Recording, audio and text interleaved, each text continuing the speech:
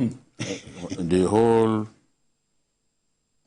idea of coming up with a law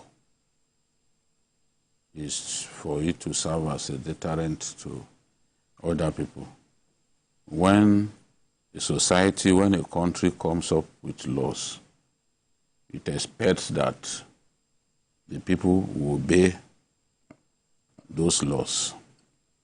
When a law prescribes what amounts to a slap on the wrist, then people are likely to abuse it recklessly. The last time we discussed Bob Reckless here, Bobrisky.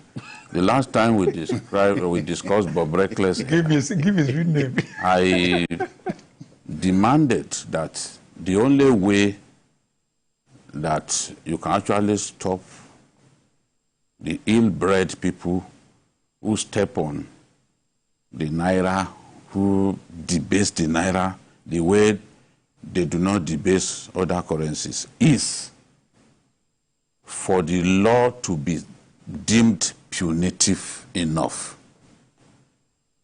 The big people who have access to new notes, words of naira notes that you and I may not readily be able to lay our hands on, if you find them as little as 50,000, which is the option of fine prescribed in the law, it's like you've wasted your time, you wasted the time of the court, you wasted everyone's time, because 50,000 naira is nothing to them.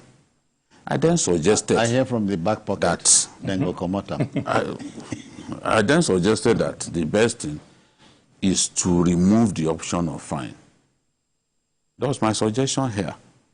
So that even if it is for 2 weeks that you jail them, or for 1 month, let the person who treats our currency like toilet paper, let him spend some time in the slammer.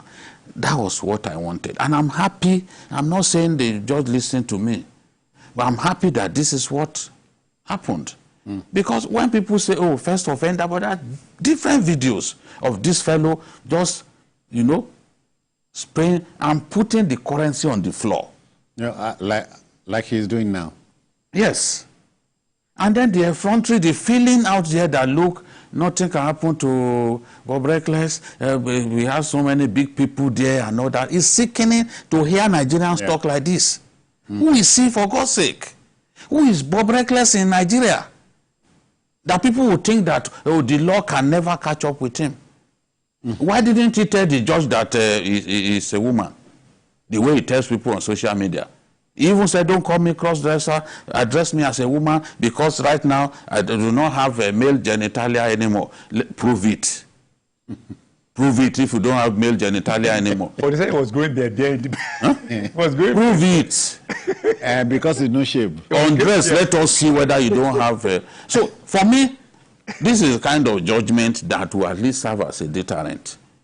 All those rich men, money misroad people who step on our currency, who dance on it, who treat our currency like a sweet wrap on the floor, they know now that they could be jailed without an option of fine. Every country deserves the kind of law it gets. Yes. If you go to Malaysia now, you take illicit drug to Malaysia. It's good night. Thailand. Good they know. Night. They know that those places, you go to Saudi Arabia. In the case of the Saudis, they will even administer justice right at the airport. They won't let you get into their city. It's at the airport that you'll be beheaded. Sigh. But in our country, illicit drug is, abused anyhow, and they don't really, the law does not properly punish. Yeah.